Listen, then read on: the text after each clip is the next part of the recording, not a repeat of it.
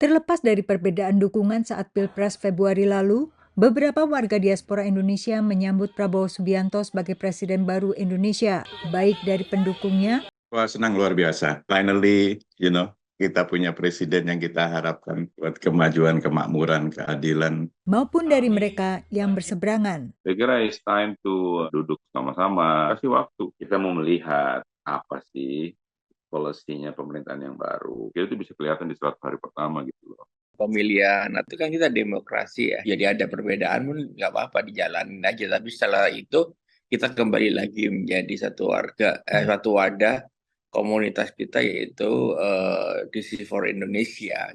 Terkait keabsahan Gibran sebagai wakil presiden, menurut salah seorang warga diaspora, melihat dengan kacamata optimis, rakyat Indonesia telah memilih beliau, Pak Prabowo dan wakilnya Mas Gibran, mengenai masalah kontestasi kemarin, apakah itu legit atau tidak, mungkin itu sudah di rearview mirror.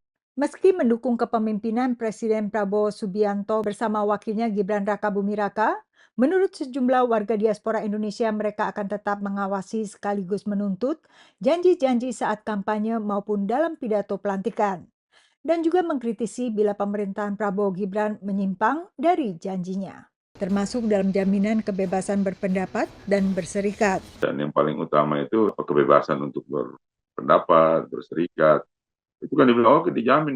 Tapi kan kita tahu ada tangan-tangan halus di belakang itu. Nah, seperti yang terjadi pada FDA. Mereka juga berharap agar Prabowo tidak terjebak dalam politik balas budi, khususnya dengan adanya belasan anggota Kabinet Merah Putih yang merupakan warisan Kabinet Presiden Joko Widodo.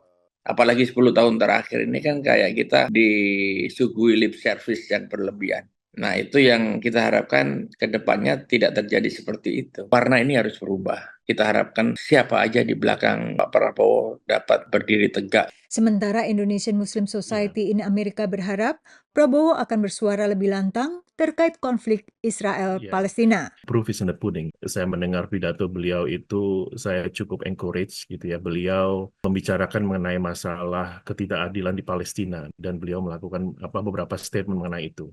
Ya, selama ini Indonesia sebagai negara Muslim terbesar, saya kira masih kurang gaungnya gitu. Ketua Gerindra USA mengatakan yakin Prabowo tidak akan menolak kritik.